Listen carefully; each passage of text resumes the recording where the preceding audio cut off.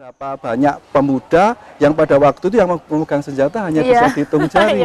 Nah, itu yang menunjukkan keberanian dan kenekatan dan kerelaan berkorban yang luar biasa. Karena kan mereka kan, dan senjatanya kan tidak hanya senjata dor, dikekang dor. Mereka sudah punya senjata mesin, ada karabin, ada mitraliur, dan itu jenis-jenis senjata. Sedangkan di sini masih benar-benar barbar ya, pakai golok, pakai bambu runcing, keris, punyanya apalah dibawa ya, wajan-wajan. Keris itu yang banyak itu. Oh iya, keris paling banyak ya. Kayak dalang-dalang itu. Ibu-ibu juga ikut nggak itu Pak kira-kira? Ya, wanita beberapa ikut dan banyak aktif terlibat. Seperti contohnya misalnya di Tiokan Kante. Itu salah satu yang menurunkan bendera itu seorang wanita. Namanya Aisyah gitu. Ya, waktu itu belum ada nama Elisa ya. Namanya masih Aisyah gitu. Elisa itu kan nama sekarang. Dan aneh ya, Elisa nama dalang gitu. Nama sinden gitu ya. Ya tapi itu nilai jual ya. Ya itu perempuan, termasuk juga pada waktu ada laskar-laskar wanita, laswi, laskar wanita dan lain-lain yang pada waktu itu kan terbentuk karena memang wanita itu tidak hanya laki-laki, perempuan juga punya peranan. Ya hanya memang secara jumlah lebih banyak laki-laki. Gitu. Keren. Kalau soal ini nih rutenya, jadi tadi di Kota Baru ya, tadi kan ada macam-macam ya, ada Juminahan, ada mana lagi ya, Patok kayak gitu.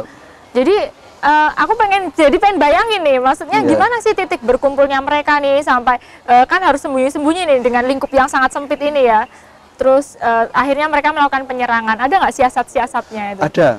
Jadi begini, sebelum menyerang ke itu, terlebih dahulu itu mereka kan di Malioboro awalnya. Nah, jadi pada waktu itu ada berita kalau di atas kantor pos yang kita kenal kantor pos sekarang, itu di sana ada sekitar 28-an senjata. Nah, itu diambil dulu. Ya digunakan untuk menyerang. Jadi salah satunya siasatnya itu mereka meminta tolong tukang kunci untuk menjungkel. Jadi ya bukan maling ya, tapi maksudnya maling juga, tapi untuk kebaikan mengambil senjata yang di Kota Baru tadi, di kantor pos tadi. Nah baru kemudian pemuda Patok itu mematikan aliran listrik yang mengalir ke Kota Baru. Yang dimatikan yang mana? Itu yang kita tahu kan kalau mau ke Malioboro itu kan ada gardu. Yang ada gardu. Jalan Mataram lurus itu ya? Ya, Jalan Mataram itu. Nah, itu kan salah satu gardu yang mengaliri ke Kota Baru itu kan di situ. Nah, itu yang diputus oleh para pemuda itu, diputus listriknya. Nah, berarti aliran listrik terputus. Air mati dan lain-lain. Dan itu pada waktu proses perundingan, masih sekitar jam 12, masih malam ya, masih belum jam 3 ya, belum jam 3 jam 4. Itu listrik sudah dimatiin. Baru nanti puncaknya di sekitar itu kemudian dimatiin lagi aliran yang ada di Kido Butai Kota Baru itu dimatiin. Jadi itu salah satu strategi bagaimana, dan kemudian mereka tandanya kalau serangan umum 1 Maret itu kan sirene. Gitu jam 6 pagi. Lah ini tandanya itu granat. Jadi luar biasa tuh, pemuda zaman dulu granat aja dilempar-lempar hanya untuk tanda. Akhirnya mereka menyerang. Mengepung dan lain-lain, dan akibatnya ya Jepang kalah. Kalau tokoh yang utama waktu perundingan ini siapa nih? Yang saya tahu ada beberapa, tapi yang pertama itu namanya Muhammad Saleh. Muhammad Saleh itu ketua KNID, dia orang Madura, tapi sudah lama menetap di Bantul, yang kemudian dia menjadi ketua KNID, Komite Nasional Indonesia Daerah. Kemudian yang kedua dari unsur Badan Keamanan Rakyat itu ada RP Suroso, RP Sudarsono. Dua ini ada yang kemudian berunding menemui Mayor Osaka. Jadi Mayor Osaka itu diminta, karena ini proses pengambil alihan kekuasaan sebagai amanat revolusi tadi, amanat proklamasi tadi, maka Mayor Osaka diminta untuk menyerah. Okay. Tidak menyerahkan senjatanya karena ini proses. Karena Kido Butte itu paling terakhir.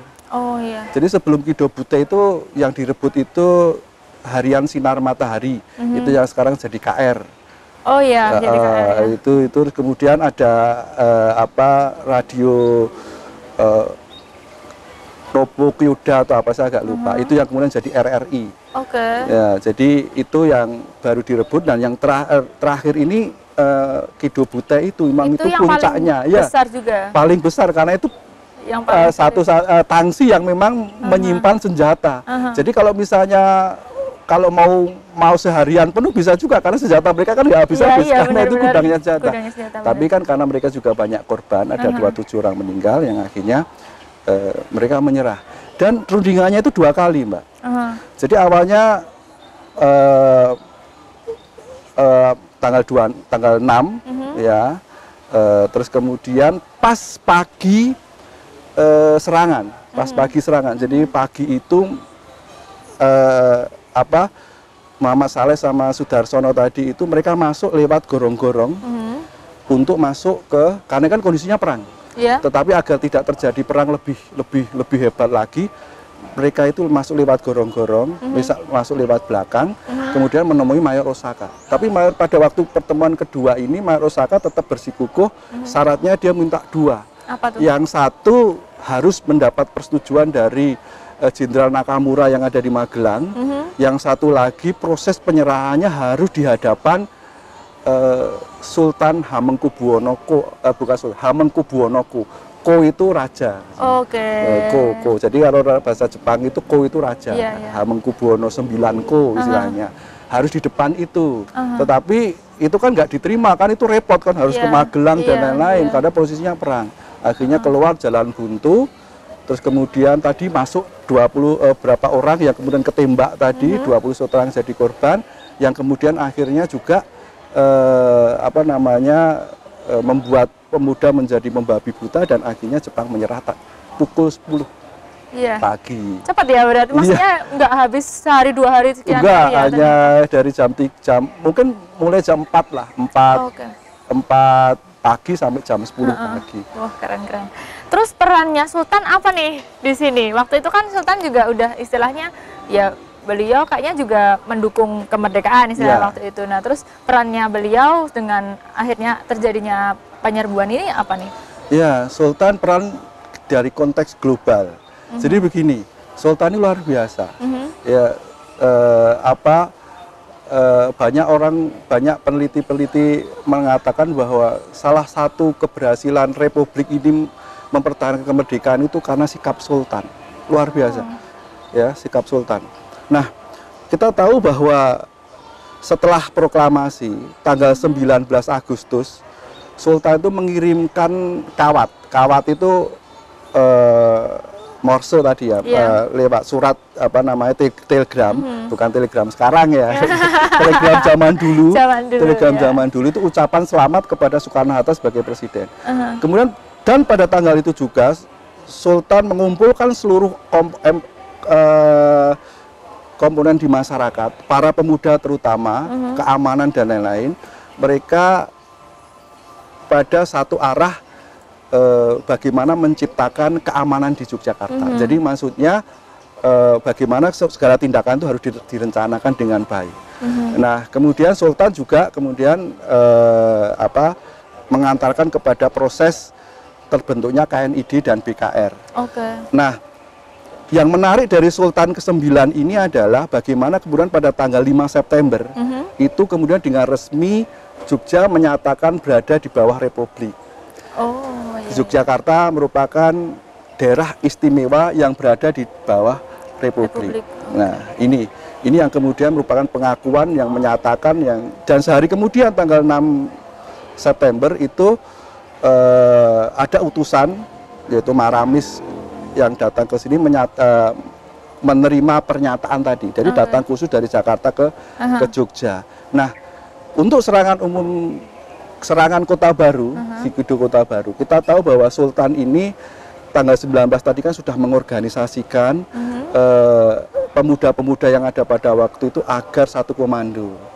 Nah, jadi salah satu serangan ini juga bagian dari restu Sultan pada proses pengambilan alihan kekuasaan. Jadi penyulutnya aja Sultan ya? Iya, Sultan yang kemudian, karena begini, memang secara tidak langsung Sultan memang tidak langsung mengatakan harus diserbu, tidak.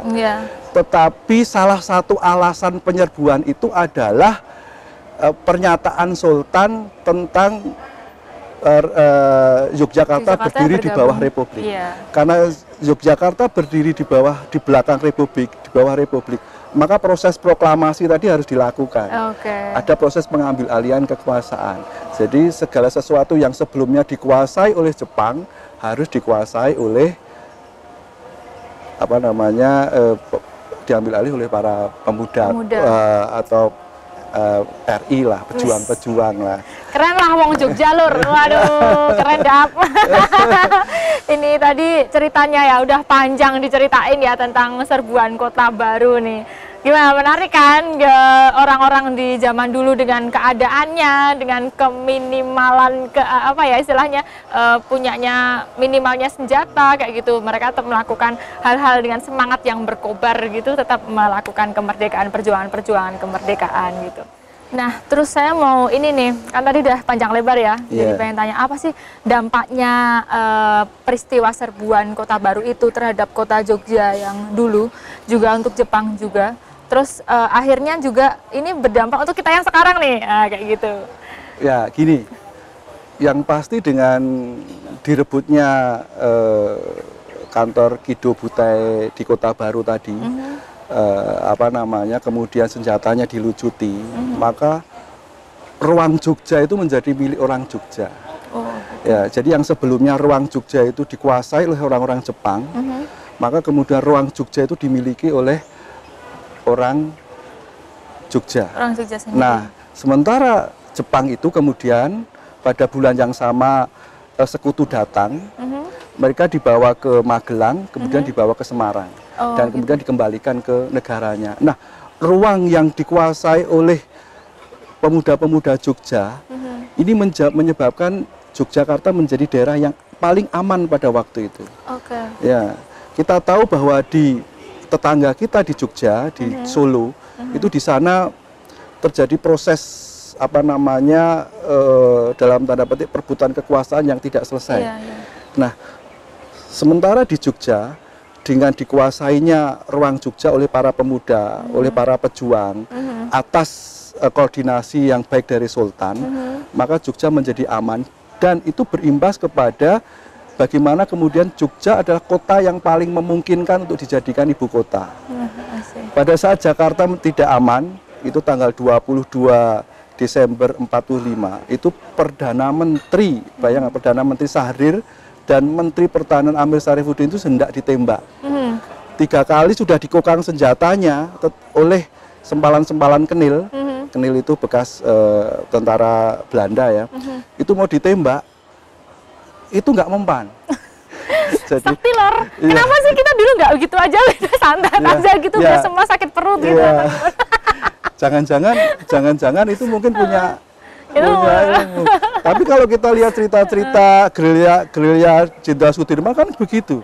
Pada waktu mereka dikejar Belanda saja dengan mengeluarkan keris, diem saja, nggak tahu satu pasukannya Jenderal Sudirman ada di situ. Ya, itu cerita-cerita yang ada di luar itu. Nah, itu nggak meledak. Nah, karena tahu bahwa Jakarta tidak aman, karena pada waktu kemudian Jakarta diduduki oleh oleh sekutu, maka kemudian atas prakarsa Sultan untuk menawarkan Jogja sebagai ibu kota, maka kemudian pada tanggal 3 Januari itu mulai pindah melalui stasiun Manggarai. Itu stasiun Manggarai, gerbong itu pindah ke Jogja sampai di sini 4 Januari. Jadi nggak kayak sekarang naik pesawat 1 jam nyampe, kan harus naik kereta kan. Nah, itu harus sehari semalam kan, keretanya juga tidak secepat sekarang kan. Jadi baru tanggal 4-nya nyampe ke Jogja. Tapi kan nggak pakai isolasi mandiri, Pak. Sorry, Pak. Iya, saya mungkin nanti sampai sini diisolasi ya. Iya, juga Pak Yulianto. Nah, sampai di sini maka kemudian sampai di Jogja, Jogja kemudian jadi ibu kota dan Gedung Agung, tadi kantor Tiokan Kante tadi jadi